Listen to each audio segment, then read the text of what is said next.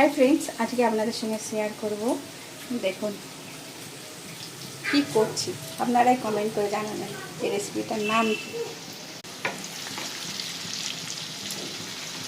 এই যে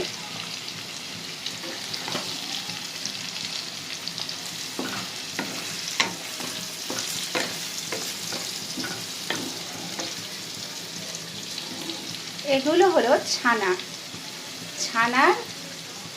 যে মানে কিউব পাওয়া যায় সেগুলো।